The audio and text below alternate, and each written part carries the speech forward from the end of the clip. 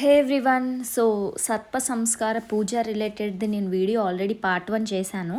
అందులో booking details, transport details నేను experience share చేశాను. దానికి కంటిన్యూషన్ ఇది పార్ట్ 2. డే 1 డే 2 పూజ ప్రాసెస్ ఏంటి, ఎలా జరిగింది అనేది మొత్తం నేను షేర్ చేస్తాను.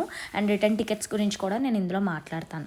సో అందులో ఏంటంటే మనం ముందు రోజు వచ్చి అకామిడేషన్ తీసుకొని మనం స్టే ప్లాన్ చేసుకొని పడుకున్నాం నైట్కి తినేసి.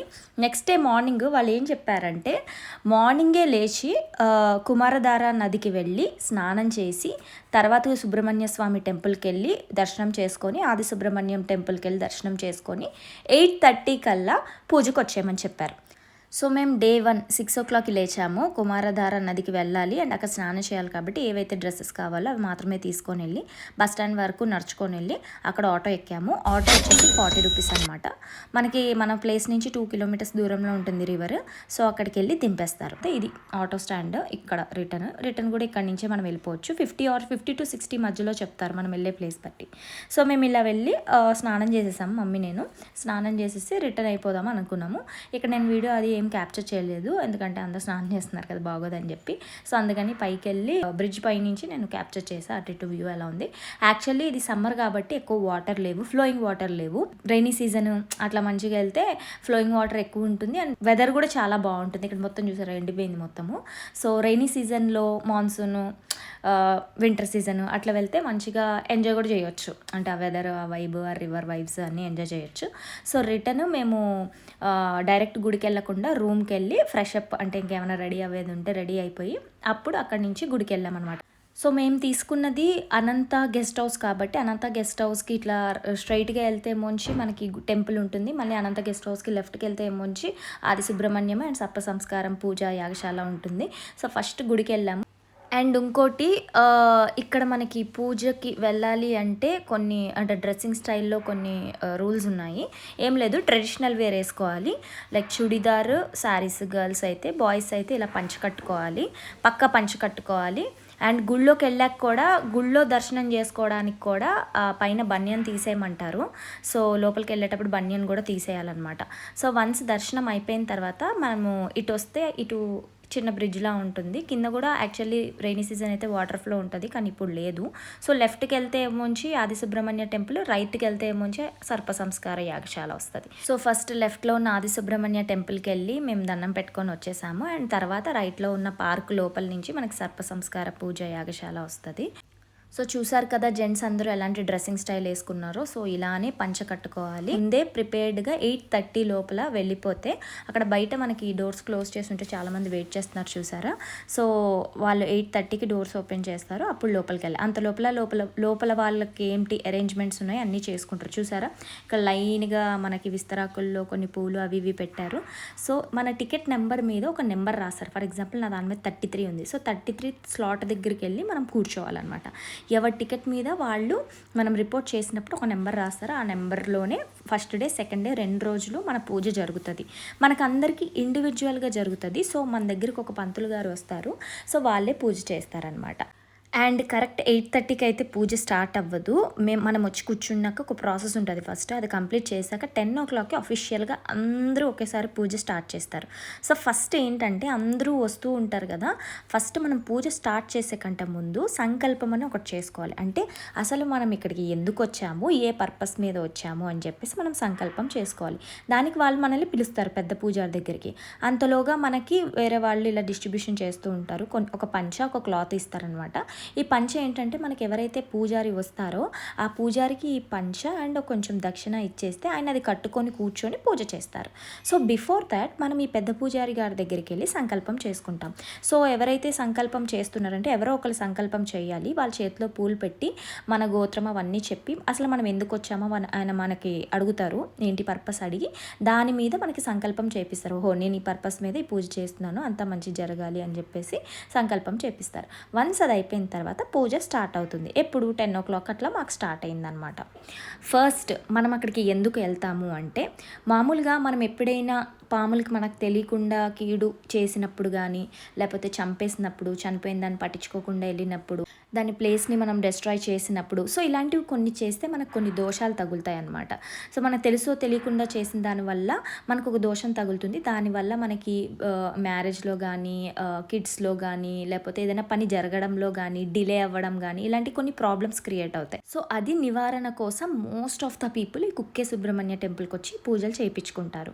సో దాని ప్రాసెస్ ఎలా చేస్తారు అంటే, ఇక్కడ మనం చూసుకున్నట్టయితే ఇక్కడ 2 పాములు ఉన్నాయి కదా, ఒకటి మగపాము, ఒకటి ఆడపాము. సో ఏ పామునైతే మనకు తెలియకుండా చంపేసామో అది మగపాము, ఆడపాము పక్కన గుడ్లు ఉన్నాయన్నమాట. సో ఇక్కడ ఏంటి, మనకు తెలియకుండా చంపేసిన ఆ పాముకి మనము దహనం చేసి దానికి పిండం పెడతామన్నమాట. ఇది హోల్ ప్రాసెస్. అలా చేయడం వల్ల మనకున్న ప్రాబ్లమ్స్ అనేవి తొలగిపోతాయి అనేది నమ్మకం అన్నమాట.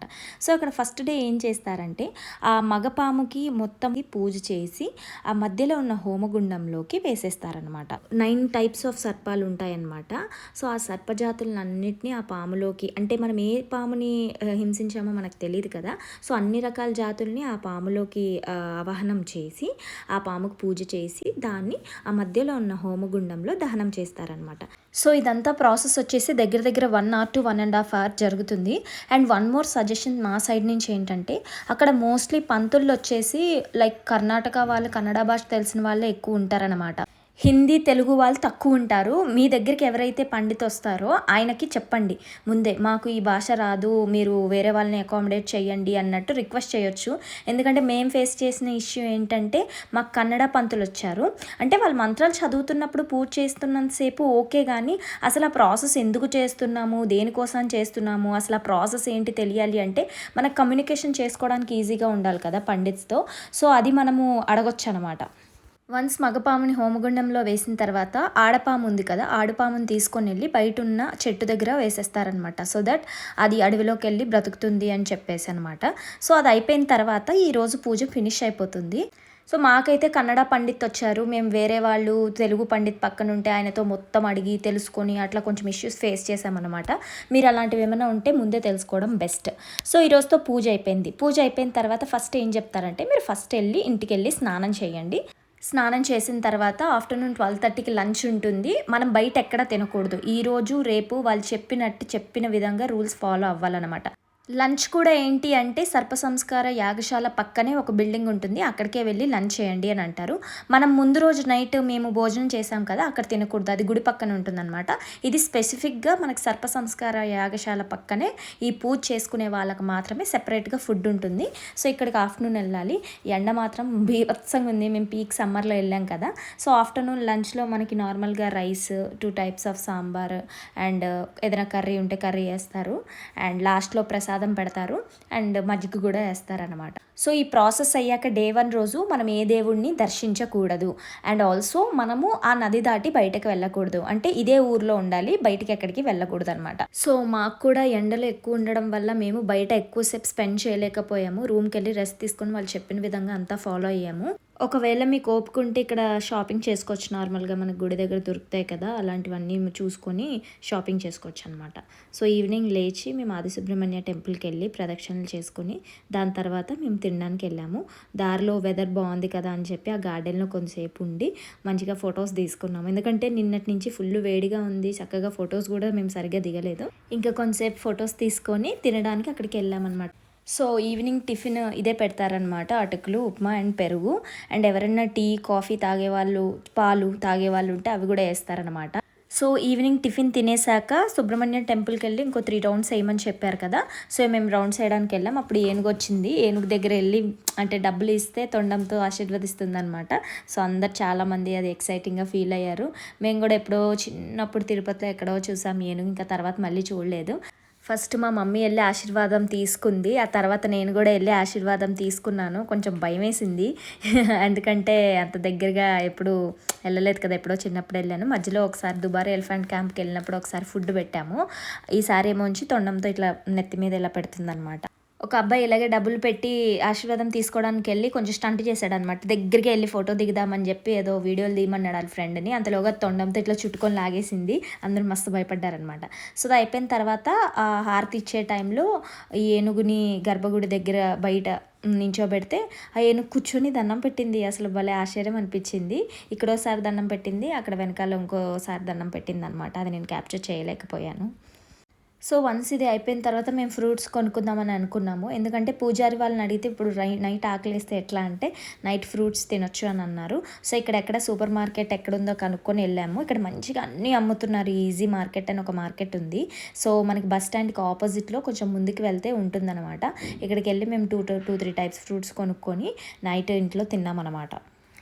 సో ఇది నా బెడ్. మేము బెడ్షీట్ తెచ్చుకున్నాము. మా అమ్మకి సెపరేట్, నాకు సెపరేట్. నైట్ పడుకున్నాము. సో నెక్స్ట్ డే ప్లాన్ ఏంటి అంటే వాళ్ళు ఏం చెప్పారంటే మార్నింగ్ 5:30 కల్లా యాగశాలికి వచ్చేయాలి. 5:30 కల్లా వచ్చేయాలంటే మనం 4:30 అట్లా లేచి స్నానం చేసి వెళ్ళిపోవాలి. మనం ఇప్పుడేం కుమారధార నదికి వెళ్ళి స్నానం చేయాల్సిన అవసరం లేదు. మనం మన ఇంట్లో స్నానం చేసి ఫ్రెష్ అయిపోయి డైరెక్ట్ పూజకి వెళ్ళిపోవాలన్నమాట. సో ఈరోజు పూజ ఏముంటుందంటే నిన్న మనం దహనం చేసాం కదా, ఆ దహనం చేసిన పాములు 9 రకాల పాములు అని అన్నాను కదా, అన్నిటికీ పిండం పెడతారనమాట. ఆ ప్రాసెస్ ఈరోజు జరుగుతుంది. సో ఆ ప్రాసెస్ అయిపోతే మనం పూర్తిగా ఈ పూజ కంప్లీట్ అయిపోయినట్టు అండ్ మనకు ఆ దోషం తొలగిపోయి ఏమైనా ఆటంకాలు ఉంటే అవి పోతాయి, ఇప్పటి నుంచి మంచిగా జరుగుతుంది అనేది నమ్మకం. సో మేము 5:30కి వెళ్ళాం కదా, వెంటనే స్టార్ట్ అవ్వలేదు. ఒక 6 o'clock దాకా ఆగి పూజ మొత్తం స్టార్ట్ చేశారు. అందరూ ఒకేసారి పూజ స్టార్ట్ చేస్తారనమాట. సో ఈ ప్రాసెస్ 1 hour దాకా అలా నడిచింది. దెన్ ఆ ప్రాసెస్ అయిపోయిన తర్వాత ఏమంటారంటే పెద్ద పూజారికి కొంచెం దక్షిణ ఇవ్వమంటారు ఫస్ట్. తర్వాత ఏమో మనకి పూజ చేశారు కదా ఆ పండిత్కి దక్షిణ ఇవ్వమంటారు. ఆ తర్వాత అయిపోయిన తర్వాత అక్కడ బాలబ్రాహ్మణులు కూర్చుంటారు, ఒక 5 members అలా. వాళ్ళకి చేతిలో 10 రూపాయలు అలా పెట్టేసి దండం పెట్టుకొని ఇది అయిపోయిన తర్వాత ఫస్ట్ డే మనం సంకల్పం చేసాం చూడండి, స్టార్టింగ్ ప్రాసెస్ అది మళ్ళీ ఒకసారి చెయ్యాలన్నమాట. అది కంప్లీట్ చేసుకోవాలి. అది అయిపోయిన తర్వాత బయట గోమాతని దర్శించుకొని 3 రౌండ్లు వేసుకోండి అని చెప్తారు. ఆ తర్వాత మన దగ్గర మనకి కొన్ని పూలు, పసుపు, కుంకుమ ఇలాంటివన్నీ కూడా కలిపి ఇస్తారనమాట. అవి తీసుకొని ఏం చేయమంటారంటే ఆ పూలు ఏమైనా ఉంటే ఇంటి దగ్గర తులుసుకుంటుంటే అక్కడ ఏమంటారు, లేదంటే ఈ నదిలో వేసేయమంటారు. అండ్ పసుపు కుంకుమ ఏదైతే వాళ్ళు ఇస్తారో అది ఇంటికి వెళ్ళిన తర్వాత 12 days బొట్టు పెట్టుకోండి. అండ్ 12 days మనం నాన్ వెజ్ తినకూడదు. ఇవన్నీ ఏంటంటే పూజ అయిపోయిన తర్వాత మనకు పంతులు చెప్తారనమాట ఏం ఫాలో అవ్వాలి అని చెప్పేసి. సో ఈ ప్రాసెస్ ఇక్కడతో అయిపోయింది. సెకండ్ డే పూజ. మిగిలింది ఏంటంటే నాగప్రతిష్ఠ. సో దానికంటే ముందు ఏం చేయాలంటే ఇది అయిపోయిన వెంటనే మార్నింగ్ టిఫిన్ పెడతారు మళ్ళీ పక్కనే యాగశాల పక్కన. అక్కడికి వెళ్ళి టిఫిన్ చేసేసి ఆ తర్వాత ఆఫ్టర్నూన్ 11:30 కల్లా మన మెయిన్ టెంపుల్ ఉంది కదా అక్కడికి వెళ్తే అక్కడ కామన్గా నాగప్రతిష్ఠ జరుగుతుంది. సో ఈ నాగప్రతిష్ఠ అయిపోయిన తర్వాత మనకు ఒక టెంకాయ ఇస్తారు. ఆ టెంకాయ ఇచ్చి చెప్తారు ఇంటికి వెళ్ళి ప్రసాదం చేసుకొని తినండి అని చెప్తారనమాట. యాక్చువల్లీ నాగప్రతిష్ఠ మనకి సర్ప సంస్కార పూజలో ఇంక్లూడెడ్ అనమాట. విడిగా నాగప్రతిష్ఠ చేసుకోవాలంటే విడిగా కూడా టికెట్ తీసుకోవచ్చు. సో అది అయిపోయిన తర్వాత ఏం చెప్పారు అంటే మన గుడి పక్కనే అన్నదానశాల ఉంది, అక్కడికి వెళ్ళేసి లంచ్ చేసేయండి, ఇంకా అయిపోయినట్టే మొత్తం క్లోజ్ ప్రాసెస్ అంతా. సో అందరికి వచ్చే డౌట్ ఏంటంటే సెకండ్ డే రోజు పూజ అయ్యాక మళ్ళీ స్నానం చేయాలా అని. ఏమీ లేదు. సెకండ్ డే పూజ అయిన తర్వాత టిఫిన్ చేసి ఆఫ్టర్నూన్ నాగప్రతిష్ఠ అటెండ్ అయ్యి దేవుడిని దర్శించుకొని మళ్ళీ లంచ్ చేసేస్తే మొత్తము ప్రాసెస్ అంతా కంప్లీట్ అయిపోయినట్టే. ఆ తర్వాత ఎవరిళ్ళకి వాళ్ళు వెళ్ళిపోవచ్చు అనమాట. అండ్ ఇందులో ఫాలో అవ్వాల్సింది ఏంటంటే నేను చెప్పాను కదా నెక్స్ట్ 12 days నాన్ వెజ్ తినకూడదు అనమాట. సో మేము ఏం చేసామంటే ఆఫ్టర్నూన్ మాకు ట్రైన్స్ మేము బుక్ చేసుకోలేదు, ఎందుకంటే లేవు ఇక్కడ నుంచి డైరెక్ట్. సో మేము ఆఫ్టర్నూన్ రెస్ట్ తీసుకొని అక్కడ చిన్న షాపింగ్ చేసుకున్నాము. అండ్ తేనె ఏదో కొనింది మా మమ్మీ వాడి దగ్గరికి వెళ్ళి ఇది ప్యూర్ హనీ అని చెప్తారు. అది ప్యూర్ కాకపోయినా ప్యూర్ అయినా కూడా వాళ్ళు ప్యూర్ అనే చెప్తారు, ఎందుకంటే వాళ్ళు అమ్ముతున్నారు కాబట్టి. సో మేమైతే కొనుక్కున్నాము ఒక పెద్ద బాటిల్. సో అది అయిపోయిన తర్వాత మేము ఈవినింగ్ 5:30కి చెక్అవుట్ చేయాలి. ఎప్పుడైతే మనం చెక్ఇన్ చేసామో 24 hours తర్వాత మళ్ళీ 1 day కౌంట్ అనమాట. సో పర్ డే 205 rupees ఉంది కదా. సో చెక్అవుట్ చేసేసి మేము రైల్వే స్టేషన్కి వెళ్ళాలి అని బయలుదేరాం. యాక్చువల్లీ మా ట్రైన్ నైట్ 10 o'clockకి. సో 5:30కే చెక్అవుట్ చేయాల్సి వచ్చింది. సో ఇక్కడ నేను జస్ట్ నా లగేజ్ని షో ఆఫ్ చేస్తున్నాను, ఇది నేను మోస్తున్నానని. అండ్ ఆ ఐరన్ ఉంది కదా 2 సార్లు గుద్దేసుకున్నాను కింద ఛార్జింగ్ పెట్టుకుందామని చెప్పేసి. అందులో మా మమ్మీ వచ్చింది ఏం చేస్తున్నానా అని చెప్పి గట్టిగా గుద్దేసుకున్నాను, బుర్ర ఎగిరిపోయింది అని చెప్తున్నాను అనమాట. సో ఇక్కడ నుంచి మేము నడుచుకుంటూ బస్ స్టాండ్ వరకు వెళ్ళాము. అక్కడ కనుక్కుంటే ఏమైందంటే ఇక్కడ నుంచి 20 minutes అనమాట మనకి రైల్వే స్టేషను. ఆటో మాట్లాడుకొని వెళ్తే 300 అని చెప్పారు. 6:30 వరకు వెయిట్ చేస్తే బస్ వస్తుంది, 6:30 7:30 అట్లా బస్సెస్ వస్తాయి, మీరు వెయిట్ చేస్తే 30 rupees అని చెప్పారనమాట. సరే అని చెప్పి బస్ స్టాండ్కి వెళ్ళి కూర్చొని వెయిట్ చేసాం. సో మనం వెళ్ళాల్సిన రైల్వే స్టేషన్ పేరు వచ్చేసి Subrahmanyam road. So direct Subrahmanyam రోడ్కి బస్సెస్ ఉంటాయి. ప్లాట్ఫామ్ నెంబర్ 8లోకి వెళ్ళి వెయిట్ చేయమన్నారు. మనకేమో అక్కడ అన్నీ కన్నడలోనే రాసి ఉంటాయి అన్నమాట. బస్సెస్ మీద కన్నడలో రాసి ఉంటాయి, ఇంగ్లీష్లో రాసి ఉండదు. సో ప్లాట్ఫామ్ 8లో వెయిట్ చేయండి, బస్సు వస్తారని చాలాసేపు చూసాము. ఇంకా రాలేనట్టు అనిపించింది. ఇంతకీ ఏంటంటే మా పక్కనే ఒక బస్సు ఉంది, అదే వెళ్తుందంట. మాకు చెప్పలేదు వాళ్ళు. ఆరెంజ్ కలర్లో ఉంది కదా, ఆ బస్సెస్ వెళ్తాయంటే సుబ్రహ్మణ్యం అని ఉంది రాసింది దాని మీద. సో అక్కడ రెడ్ కలర్ బస్సెస్ ఉంటే అవి కర్ణాటక హోల్ వైడ్ వెళ్తాయి. అండ్ ఇది వచ్చేసి మనకి విలేజెస్లో వెళ్తాయి కదా మామూలుగా, మనకి పల్లె వెలుగు బస్సెస్ ఆ టైప్లో అనమాట. సో బస్సు ఎక్కేసాము. సో రిటర్న్ ట్రాన్స్పోర్ట్ నేను ఎలా ప్లాన్ చేశానో చెప్తాను. సో ఇక్కడ మనం సుబ్రహ్మణ్యం రోడ్ రైల్వే స్టేషన్కి వెళ్ళి అక్కడి నుంచి బెంగళూరు ట్రైన్ ఎక్కాలన్నమాట. అది మనకు నైట్ 10కి ఉంది ట్రైన్. ఆ ట్రైన్ నేను బుక్ చేశాను. ఆ ట్రైన్ ఎక్కిన తర్వాత మార్నింగ్ బెంగళూరు దిగుతాము. బెంగళూరు దిగిన తర్వాత నేను ఏం చేశానంటే, మార్నింగ్ నుంచి అయితే మాకు ట్రైన్స్ ఎక్కువ కనపడలేదు. అండ్ మేము బ్యాక్ టు బ్యాక్ ట్రావెల్ చేయాలనుకోలేదు. డే టైం ట్రావెల్ అయితే అస్సలు భరించలేము. అందుకని నేను బెంగళూరులో హాల్ట్ తీసుకొని బెంగళూరులో ఈవినింగ్ హైదరాబాద్కి వెళ్ళే ట్రైన్ బుక్ చేశాను. సో ఆ రోజంతా మేము కొన్ని యాక్టివిటీస్ చేసాము. అది నెక్స్ట్ వ్లాగ్లో పెడతాను ఏం చేసామనేసి. గుర్తుపెట్టుకోండి, బస్సు ఇలా ఉంటుంది, దాని మీద సుబ్రహ్మణ్యం రోడ్ అని రాసి ఉంటుంది అనమాట. సో ఇది ఎక్కేస్తే మనం రైల్వే స్టేషన్కి వచ్చేయచ్చు. యాక్చువల్లీ బ్యాక్ సైడ్ ఆపారనమాట. ఫ్రంట్లో మనకి కన్స్ట్రక్షన్ వర్క్స్ జరుగుతున్నాయి, అందుకని బ్యాక్ సైడ్ దింపేశారు. సో బ్యాక్ నుంచి మనం ఫ్రంట్ ప్లాట్ఫామ్కి వెళ్తాం. ప్లాట్ఫామ్ 1 ఒకటే ఉందనుకుంటా, అదర్ సైడ్ కూడా వర్క్స్ చాలా నడుస్తున్నాయి. అంత అడవిలో కూడా ఇంత గాలి కూడా రావట్లేదు. నైట్ 10:30 అయినా కూడా చల్లబడలేదు. చాలా వేడిగా అనిపించింది, చాలా విసిగ ఎత్తిపోయింది ట్రైన్ ఎక్కిన తర్వాత కూడా. మధ్యలో అడవిలోకి మొత్తం టన్నెల్స్ ఉన్న ఏరియాకి వెళ్ళిన తర్వాత చల్లగా అనిపించింది, చలేసింది. సో ఇది ట్రిప్ హైదరాబాద్ నుంచి సుబ్రహ్మణ్యం రోడ్. ఇంకొక వ్లాగ్ అప్లోడ్ చేస్తాను, అది బెంగళూరు రిలేటెడ్ ఉంటుంది. అక్కడ మేము ఏం చేసాం, ఫన్ యాక్టివిటీస్ అవన్నీ నేను అప్లోడ్ చేస్తాను. ఇందులో కనుక మీకు ఏమన్నా డౌట్స్ ఉంటే మొత్తం కమెంట్ సెక్షన్లో పెట్టండి. ఒకవేళ థర్డ్ వీడియో అప్లోడ్ చేసినప్పుడు ఏమన్నా డౌట్స్ ఉంటే అందులో నేను క్లారిఫై చేస్తాను. మోస్ట్లీ ఎక్కువ కమెంట్స్ ఉంటే అందులో కొత్త వీడియోలో చేస్తాను అనమాట. అప్పటి వరకు do like, share and subscribe to my channel travel with Vanaja.